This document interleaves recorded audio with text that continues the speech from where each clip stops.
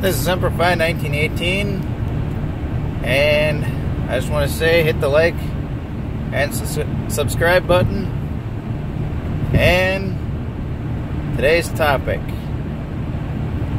well, let's see here. Today's topic is small towns and neighbors. Tell you what, my small town, and I'm not going to name it because I don't want people coming up and trying to find my place. But needless to say, my town is pretty small. My neighborhood is really quiet. I got to get to know another one of my neighbors yesterday. And I'll tell you what, it's good to know your neighbor. Especially if something happens and crap hits the fan, you want to know who you have in your back pocket, in the left side and the right side, and behind you. And it also goes to the other half of it, which is being prepared. Prime example, my neighbor yesterday, when I was talking to him and stuff, I mentioned something about my gutters needed being cleaned, and his wife said, well, last year I helped my husband out, and well, yeah, you guys can use the ladder, and he can help you do it, and you can help him do it. And he looks at me, and I looked at him, he's like, that works?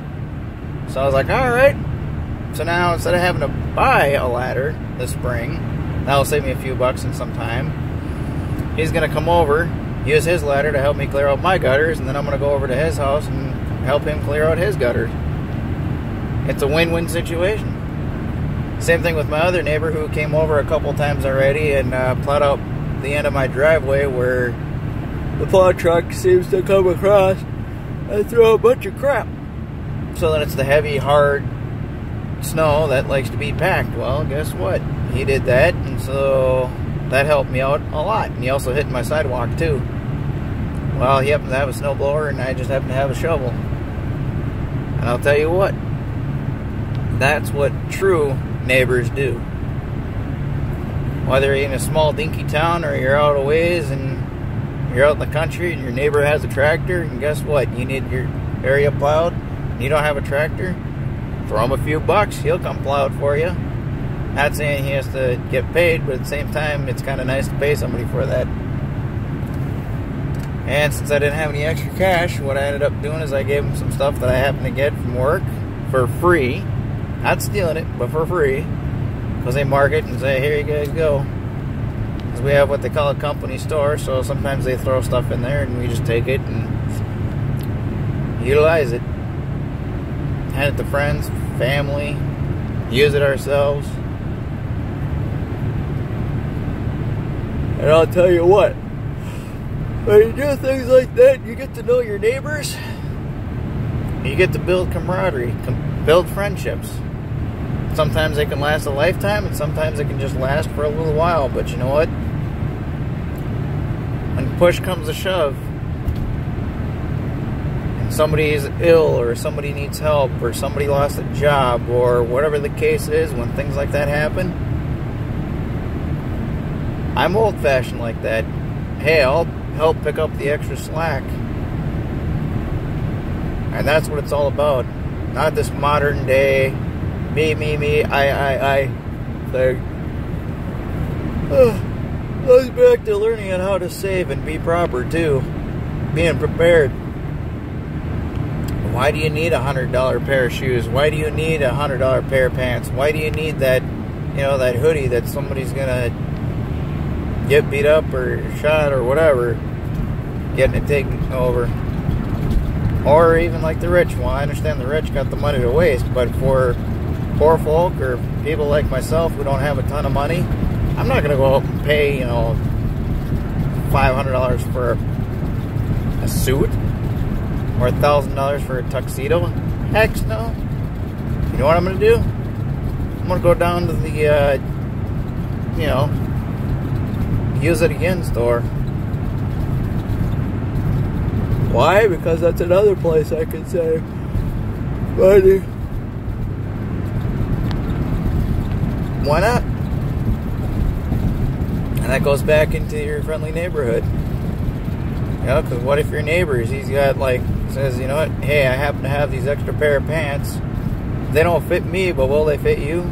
Yeah, sure. Or vice versa.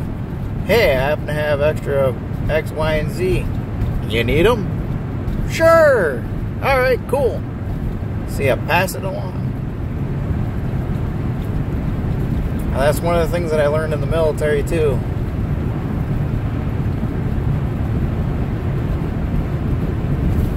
And the fact that sometimes, and I'll be honest with you, one of the things I learned was back in the day, before all this political correctness and, oh, you don't do this and you don't do that, you know what they did back then?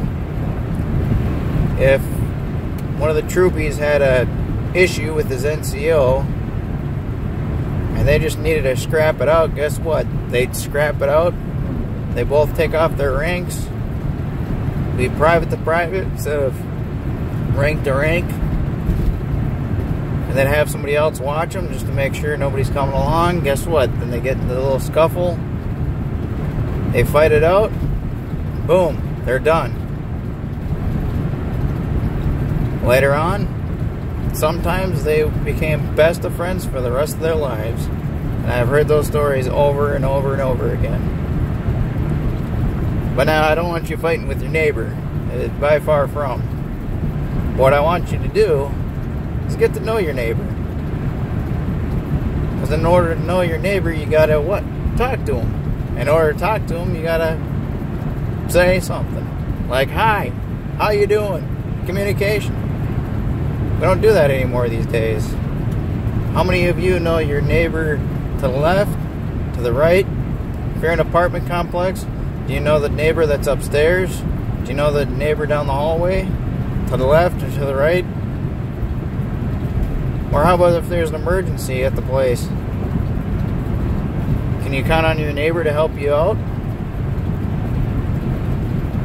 I'll tell you what, I guarantee you if my house started burning and I wasn't there, I guarantee you my neighbors, if they're there, they're going to bust that door down and get my dog out of the house. I guarantee it. Just because that's the type of people they are. They hook me up and I hook them up with everyday things. And that's the way it used to be back in the day. My great-grandfather, my grandfather, especially my grandfather Bob, Grandpa Bob, we used to laugh all the time. Yeah, when I was young, I used to walk 5 miles to school both ways, uphill in the snow and everything else. And he ain't kidding. But he also talked about barn parties, barn raising parties. So if there was a barn that got burned down, guess what they did? They all got together, got the tools, got the equipment, got the material, and they built their buddy's barn again in a weekend.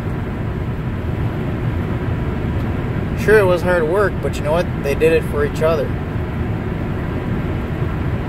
Or if a neighbor farmer got sick, or busted a leg, or whatever the case is, guess what? They come over and help them either plant or harvest. Sometimes they get together and say, hey, you know what? We got a week to get all these fields done. Let's work together to get all the fields done. And guess what? They go down the row and they get, well, let's get my field, we'll get your field, and we'll get his field, we'll get his field. And they'd all do the fields all at the same time. Instead of each one trying to get their own, they work together to get them all done. That's what they call teamwork. And that's what I'm telling you. Get to know your neighbors. Get to know who you can count on. And live a little. You know, if you're in a small town, you don't have to wait for a festival.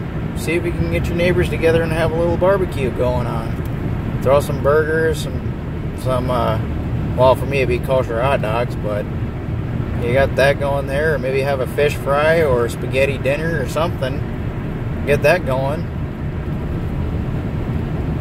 And have fun. Get some games going. And get to know your neighbors.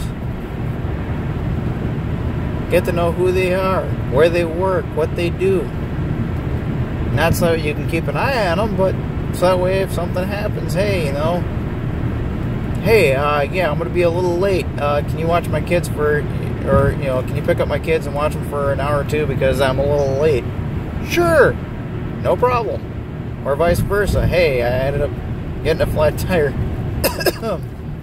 Hey, can you come get me with your truck? Sure, no problem.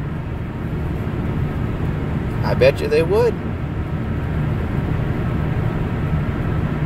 Oh, life is amazing. It really is. I'm so glad I picked my town. So glad I bought my house. Sure, it needs a little bit of work. But you know what? It's what it's all about. You gotta get out there and live a little. And let a little loose. And I don't mean like letting loose, like going out there and sleeping with all the floozies and drinking till you're drunk and everything else. No, I don't mean that kind of parties. I mean like your friendly family neighborhood parties like you see from the 1950s where people get together and have a barbecue, have a picnic lunch, and have all that stuff like I just mentioned a few minutes ago. That's what it's all about. That is exactly what it's all about. And that's what we need to get back to. Because each person has their own skills. Because maybe your neighbor happens to be an inspector. Or maybe your neighbor knows how to do sheetrock. Or maybe your neighbor knows how to, you know, fix the electrical outlets and stuff and do it properly. Or maybe he knows how to work a computer. And you need a little bit of computer work. And you guys trade. Say, hey, you know, I'll take care of this if you take care of that. Cool. That's a way you can save money too. Like, hey, you work on my car and I'll take care of your electrical. Which is a good thing. And I don't mean you have to know how much they make or all this other crazy stuff, but, you know, just learn what they do, what they have done in the past. You know, were they in the military? Are they retired? Are they, what stage point in their life? Do they have kids? All that fun stuff. I mean, heck, when I was growing up, every time we moved, we got to get to know the other kids. And my stepdad, that's what he did. My mom and stepdad, well, especially my stepdad, because he liked playing sports. So what did he do? He'd get out there and find all the neighborhood kids, and he'd gather them all together, and we'd all play something. Especially in Florida. Oh, that was so much fun. We found a hockey net with a chicken wire for the netting, which is kind of funny. But anyway, so we ended up having that, pull that out in the street, close down the street, and when cars would come through, we'd stop and move that and let them through and pick it up again. He went down to Big Lots and picked up, you know, as many dollar plastic hockey sticks he could, and we'd have tennis ball and we'd play boot hockey. That was fun. And that's because he cared. He not only cared about his stepkids, which he still called us his kids, and his own 2 kids, but he also cared about the neighborhood kids having fun. Just being kids.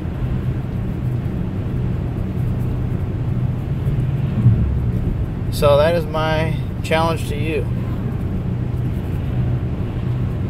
Do you know your neighbor? Semper Fi 1918 out.